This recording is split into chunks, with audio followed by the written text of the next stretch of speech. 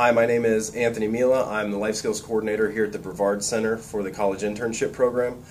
Today I wanted to talk about a student that we had named Matt and the rigidity that he had and the rigidity that we had as staff. So this is a story that comes from the toolkit, and it's about a student who had fantastic potential. He was smart, articulate, he was funny, but he was being held back by the fact that he had an obsession for video game. This is probably something a lot of you have seen if you're professionals or parents, especially with the Asperger's population.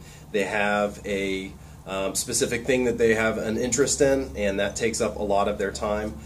In this case, it was the World of Warcraft, and the student was spending about 60 hours a week on the World of Warcraft. So what this was doing was it was causing him to miss classes. It was causing him to not show up at the center when he was supposed to be here. It was a distraction at his internships. It was taking over his life to the point where he wasn't making social connections with other students as well. So my knee-jerk reaction with this student, and something that you might have had happen to you as well, was I wanted to take the distraction away. I wanted to get rid of World of Warcraft. And you know, I think a lot of times that's the first thing that comes to mind is, here's a barrier, I need to break through this barrier so that my student or so that my child can be successful. And I took that attitude into a student review meeting with my team, and I said, this is what I think we should do. But you know, we sat down, we discussed it as a team, and we decided that's not the best way to go about this. In these particular situations, if you decide that you are just going to take something from someone, especially if they're teenagers or adults, they're going to dig their heels in, they're going to fight back. And in this case, I think that that's exactly what would have happened. We probably would have lost the student completely. What we decided to do was involve Matt in this, ask what he thought would help, and then decide as a team what we thought we could do to make sure that he would be successful. And what we came up with was, instead of getting rid of the game, we asked that he give us a few hours a day.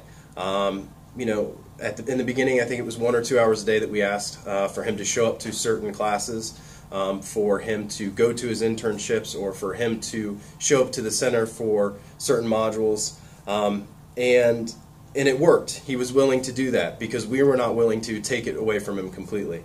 So what we really did was we thought outside of the box, and we worked with the student to come up with a plan instead of working against the student.